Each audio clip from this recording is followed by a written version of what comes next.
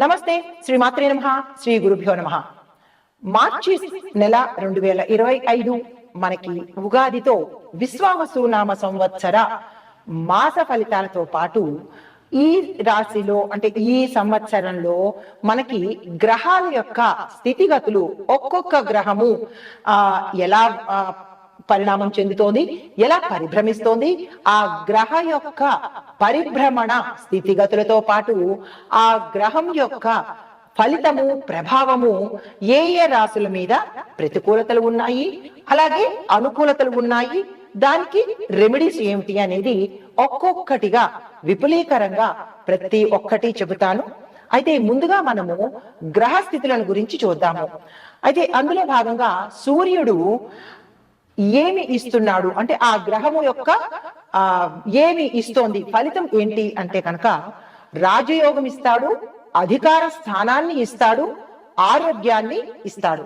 అంటే సూర్యుడు ఇచ్చేది ఈ మూడు ఇస్తాడు.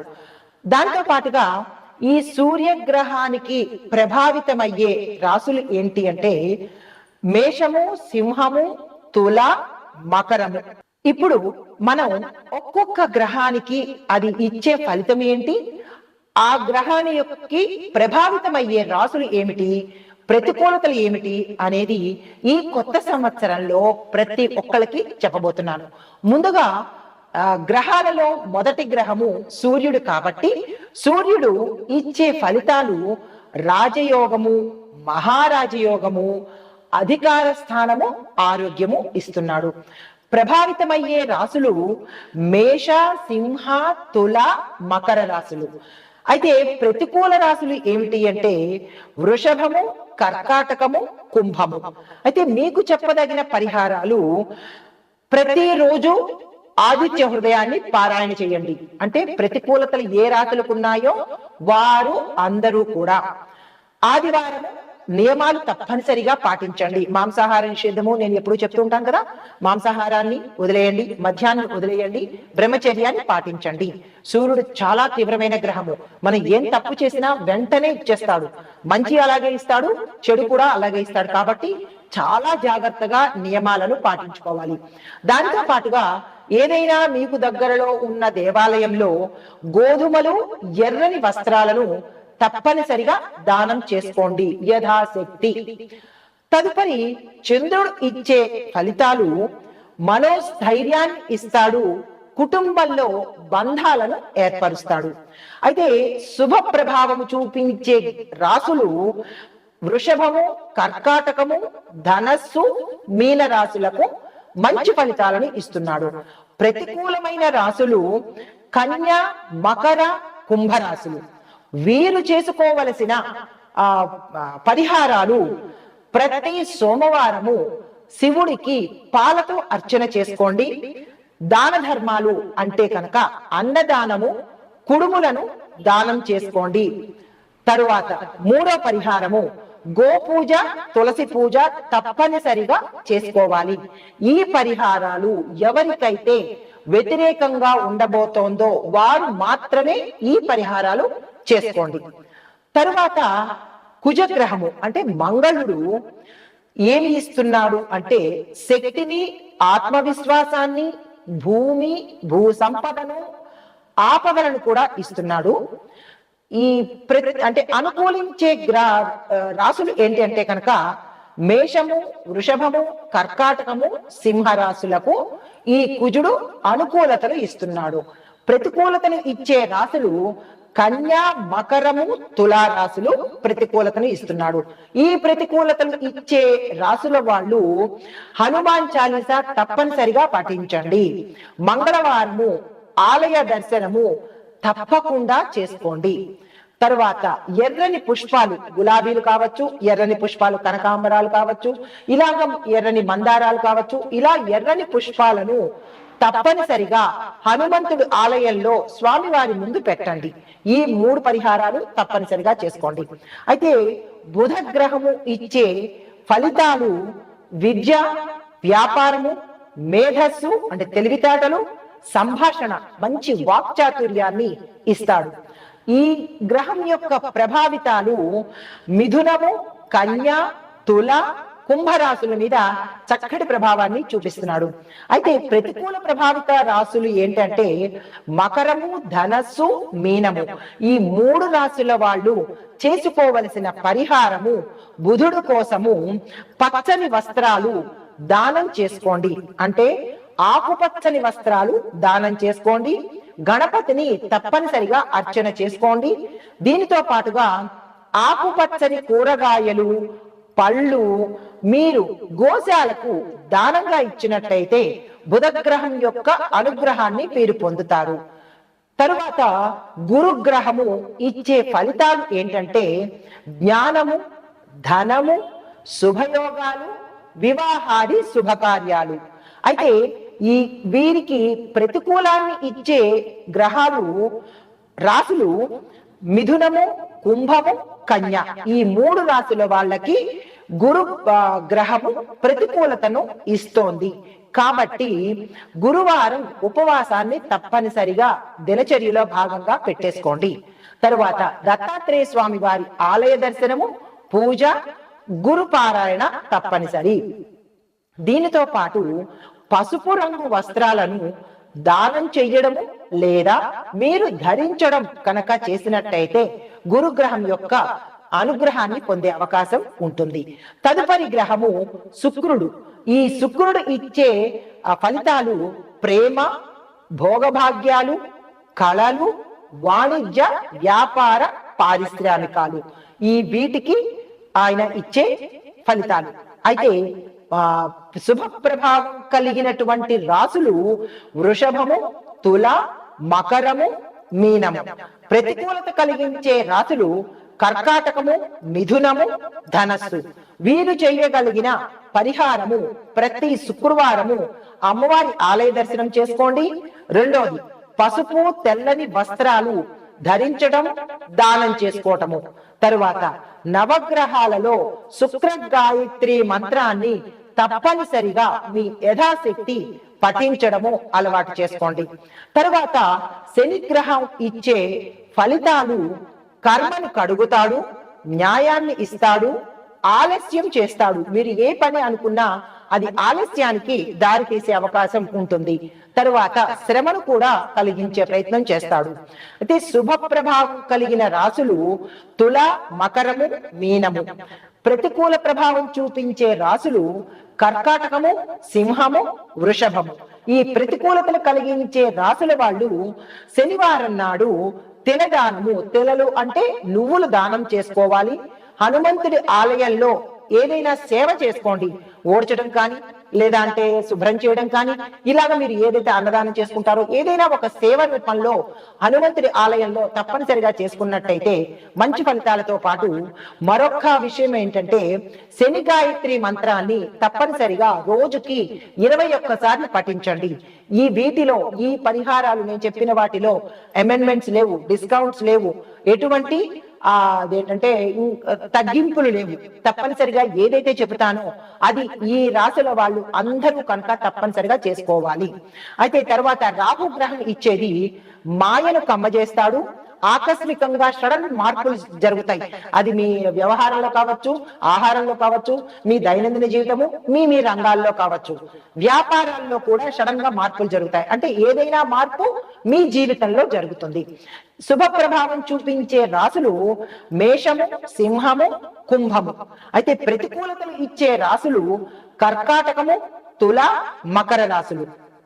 మీరు చేసుకోవలసిన పరిహారము కాలభైరవ స్వామి ఆలయ దర్శనము, స్వామివారి పూజ. తర్వాత నల్లని వస్త్రాలు ధరించటము, దానం చేసుకోవటము. తరువాత రాహు కేతువులకు పూజ, దానము, హోమము తప్పనిసరిగా చేసుకోవాలి. అయితే తర్వాత కేతు చూసినట్టయితే కేతు ఫలితాలు మోక్షాన్ని ప్రసాదిస్తాడు, ఆధ్యాత్మికం మీద దృష్టిని పెట్టనిస్తాడు, అనుబంధాలు బలపరుస్తాడు. తరువాత రహస్య శక్తులు మీకు అనుగ్రహిస్తాడు. అయితే ఏ రాశుల వారికి శుభంగా ఉండబోతోంది అంటే మిథున, తుల, ధనస్సు వాళ్ళకి అనుకూలతలు, ప్రతికూలతలు మేషము, కర్కాటకము, మకర రాశులకు ప్రతికూలతను కలగజేస్తున్నాడు. అయితే వీరు చేయగలిగిన పరిహారము గణపతి హోమం తప్పనిసరిగా చేయించుకోండి. శుక్రవారము గోశాలకు వెళ్ళి తృణధాన్యాలను దానం చేసుకోండి. దీనితో పాటు రాహు కేతులకు శాంతి జపము హోమము తప్పనిసరిగా చేయించుకోండి. అయితే ముఖ్యమైన పరిహారాలు చెప్పదగినవి దశ మహావిద్య దేవతలకు పూజలు చేయడము లేదా చేయించుకోవడము మీ యొక్క గ్రహాల యొక్క దోషాలను తప్పనిసరిగా తగ్గిస్తుంది. రెండవది నవగ్రహ స్తోత్రాలు, నవగ్రహ హోమాలు, నవగ్రహ జపాలు చేయించుకోవడం శుభము. మూడవది నిత్యము గోపూజ, గోశాల దర్శనము, గోవుకి ఆహారం పెట్టటము. ఇవి చాలా శక్తివంతమైన పరిహారాలు. అయితే ఇప్పుడు సంక్షిప్తంగా చెప్తున్నాను. ఒక్కో గ్రహానికి ప్రత్యేకమైన మంత్ర పారాయణం ఉంటుంది, దానం ఉంటుంది, ఉపవాసాలు పాటించడం ఇవి మంచి ఫలితాన్ని ఇస్తాయి. తరువాత శని, రాహు, కేతు ప్రభావితమయ్యే రాసుల వాళ్ళు ప్రతి నిత్యము హనుమంతుడిని అర్చన చేయడము అంటే పూజ చేసుకోవడము, భక్తి మార్గాన్ని అనుసరించడము, స్వామివారి ఆలయ దర్శనము తప్పనిసరిగా చేసుకోవాలి. ఇంకా మూడోది చంద్రుడు ప్రభావితము అంటే ప్రతికూల ప్రభావితము కలిగిన రాసుల వాళ్ళు ప్రతి సోమవారము పాలతో అభిషేకం చేయడము. గుర్తుపెట్టుకోండి బాగా, పాలతో అభిషేకంతో పాటు అన్నదానం చెయ్యడము మంచి ఫలితాలను ఇస్తుంది. తరువాత నాలుగవది మంగళుడు అంటే కుజుడు యొక్క ప్రభావము ప్రతికూల ప్రభావము కలిగిన రాసుల వాళ్ళు హనుమాన్ ఆలయ దర్శనము, హనుమంతుడి సేవ, హనుమంతుడికి సంబంధించినటువంటి పూజలు ఏవైతే ఉంటాయో అవి తప్పనిసరిగా చేసుకోవడము. దీనితో పాటుగా శివుడి అర్చనలు, శివుడి అభిషేకాలు తప్పనిసరిగా చేసుకోవాలి. ఈ 4 ప్రతి ఒక్కరూ పాటించాలి. ఇది ఈ సంవత్సరం మొత్తం ఉంటుంది. ఇందాక చెప్పినట్టుగా ఒక్కొక్క రాశికి ఒక్కొక్క గ్రహానికి ఎలాంటి ఫలితాలు ఉండబోతున్నాయని సంక్షిప్తంగా వివరణగా నేను మీకు తెలియపరిచాను. అర్థం కాని వాళ్ళు 1కి 2 సార్లు వినండి, రాసుకోండి. లేదా అంటే ఇంకా ఏదైనా మార్గం ఆలోచించి మళ్ళా తప్పులు చెయ్యకుండా, ఈ సంవత్సరం అంతా బాధలు పడాలి కాబట్టి తప్పులు చెయ్యకండి. నేను నిదానంగా చెప్తాను, కంగారు లేదు. ఇవి ఈ రాసుల అంటే ఈ రాసుల వాళ్ళకి ఇంకా నేను చెప్పలేదు. ఇవి అంటే ఈ గ్రహాలు ఇచ్చే ప్రతికూలతలు, అనుకూలతలు, పరిహారాలు ఇచ్చాను. తదుపరి రాశి కన్యారాశి. కన్యారాశి ఉత్తర 2, 3, 4 పాదాలు, హస్త 1, 2, 3, 4 పాదాలు, చిత్త 1, 2 పాదాలు. ఇందులో విద్యార్థులకు కనుక చూసినట్టయితే ఈ సమయం చాలా చక్కని సమయము, అనుకూలంగా ఉంది. మీరు ఏ ప్రయత్నాలు చేయాలన్నా, గోల్స్ సెట్ చేసుకోవాలన్నా, విదేశాలకు వెళ్ళాలన్నా, లేదా ఇక్కడ క్యాంపస్ ఇంటర్వ్యూస్ కి అప్లై చేసుకోవాలన్నా, లేదా పోటీ పరీక్షలకి అప్లై చేసుకోవాలన్నా, ఇలా మీరు ఏదైతే గోల్స్ సెట్ చేసుకుంటారో, ఏదైతే చేద్దామనుకుంటారో దానికి అంతటికీ కూడా విద్యార్థులకు ఇది చక్కని సమయము. ఈ సమయాన్ని మీరు అసలు వృధా చేసుకోకండి, ఆ ప్రయత్నాలు చేసుకోండి. తర్వాత ఉద్యోగస్తులకు విదేశాలకు వెళ్లే అవకాశం గోచరిస్తోంది. ప్రమోషన్స్ వస్తాయి. మరికొంతమందికి శుభవార్తలు వినడంతో పాటు మీ పై అధికారులు మీకు ఏదైనా ఒక బోనస్ గా ఇవ్వడం కానీ, గిఫ్ట్ గా ఇవ్వడం కానీ, ఇలాంటివన్నీ ఇచ్చే అవకాశము కొంతమంది ఉద్యోగస్తులకు గోచరిస్తోంది. అయితే మరికొన్ని ఉద్యోగ రంగంలో పనిచేసే వాళ్ళు అంటే ఐటీ, సిబిసిఐడి అలాంటి డిపార్ట్మెంట్ లో పనిచేసే వాళ్ళు, పోలీసు శాఖలో పనిచేసే వాళ్ళు, లేదా న్యాయం సంబంధించినటువంటి కోర్టులో పనిచేసే ఉద్యోగస్తులకు మిశ్రమ ఫలితాలు గోచరిస్తున్నాయి. మరికొంతమందికి ఈ మానసిక ఒత్తిడితో పాటు విపరీతమైన టార్చర్ రావడము, మీకు ఇచ్చిన బాధ్యతలు మీరు నిర్వహించలేకపోవడము, ఇలాంటి ఇబ్బందులు గోచరిస్తున్నాయి. తర్వాత పారిశ్రామిక రంగంగా అంటే యంత్రాల దగ్గర పనిచేసే వాళ్ళు, అంటే ఇండస్ట్రీలో యంత్రాల దగ్గర పనిచేసే వాళ్ళు, విద్యుత్ శాఖలో పనిచేసే వాళ్ళు, తరువాత కాంట్రాక్ట్ దగ్గర మేస్త్రులుగా కిందన ఉద్యోగస్తులకు, ఇలా కొన్ని శాఖలకు సంబంధించిన ఉద్యోగస్తులకు ఇబ్బందులు తలెత్తే అవకాశము, ఉద్యోగాలు మారే పరిస్థితి గోచరిస్తోంది. తగు జాగ్రత్తలు తీసుకోండి. వెంటనే ఆ ప్రయత్నం చేయకుండా దానికి ఏం చేయాలి, ఎవరితో మాట్లాడాలి అనే ప్రయత్నం చేసుకోండి. ఇంకా మీకు మీదు మిక్కిలి ఇంకా చెయ్యలేను, నేను నా స్థాయి దాటిపోయింది అని అనుకున్న వాళ్ళు మాత్రము వెంటనే రిజైన్ చేసి వేరొక అవకాశాన్ని వెతుక్కునే ప్రయత్నం చేయండి. వ్యాపారస్తులకు ఇది లాభదాయకమైన ఒప్పందాలు చేసుకోవడానికి చక్కని సమయము. మీరు భాగస్వామి వ్యాపారం కావచ్చు, లేదా వేరే దేశాలలో మీ యొక్క వ్యాపారాన్ని స్టార్ట్ చేయడం కోసం ఒప్పందాల మీద సంతకాలు పెట్టుకోవడం కావచ్చు. ఏదైనా మీరు ఈ సమయంలో పెట్టుబడులకు కానీ, విస్తరణకు కానీ, లేదు అంటే అనుబంధ సంస్థలు పెట్టుకోవడానికి కానీ, ఇలా ప్రతి ఒక్కదానికి ఈ సమయం చక్కని సమయము. మీరు వృధా చేసుకోకండి. వ్యాపారస్తులకు కొంతమంది వ్యాపారస్తులకు చెప్పినట్టయితే పత్తి వ్యాపారులకు, తరువాత కిరాణా వ్యాపారులకు ఒకంత నష్టం వచ్చే అవకాశం ఉంది. జాగ్రత్తలు తీసుకోండి. తర్వాత వాణిజ్య రంగంగా చూసిన వాళ్ళైతే కనుక గృహోపకరణాలకు సంబంధించినటువంటి, చెప్పులకు సంబంధించినటువంటి, అంటే లెదర్ విభాగానికి సంబంధించినటువంటి వాణిజ్య రంగం వాళ్ళకి విశేషమైన లాభాలు వచ్చే అవకాశం గోచరిస్తోంది. మీరు ఇంకా ఏదైనా డెవలప్ చేయాలన్నా, మీ స్కిల్స్ ని ఎన్హాన్స్ చేసుకోవాలన్నా, టెక్నాలజీ పరంగా మీ యొక్క వాణిజ్య రంగాన్ని విస్తరించుకోవాలన్నా this is the right time. మీరు ఆ ప్రయత్నాలు తప్పనిసరిగా చేసుకోండి. కానీ ఒక్క విషయం చెప్పదగింది ఏంటంటే, మీరు కింద ఉద్యోగస్తులు కానీ, లేదా మీ కింది స్థాయి అధికారులు కానీ మీకు కొంచెం నష్టం తెచ్చే పరిస్థితి గోచరిస్తోంది. వాళ్ళ మీద కొంచెం విజన్ పెట్టే అవకాశం చూసుకోండి.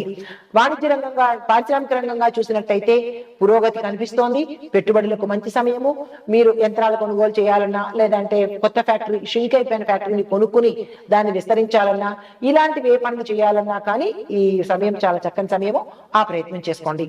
వ్యవసాయదారులకు అంటే మీకు నీటి పద్ధతులను మెరుగుపరిచే ప్రయత్నం ఈ సమయంలో తీసుకోండి. ముందు మనకి ఎక్కువ ఎండ వచ్చే అవకాశం ఉంది కాబట్టి, నీరుకి కొరత ఏర్పడే అవకాశం ఉంది కాబట్టి, ముందుగానే మీరు నీటి నిల్వ ఉంచుకునే పరిస్థితులు కానీ, లేదా నీటికి సంబంధించిన ప్రాబ్లమ్స్ ఏమైనా ఉంటే వాటిని తొలగించుకునే ప్రయత్నం కానీ చేసినట్టయితే మీ పంట పాడవకుండాను, పంట వెయ్యలేని పరిస్థితి రాకుండా ఉండే అవకాశం కనపడుతోంది. దానికి సంబంధించినటువంటి, అంటే నీటికి సంబంధించినటువంటి పరిష్కారాలు ఏమైనా ఈ సమయంలో తీసుకోండి.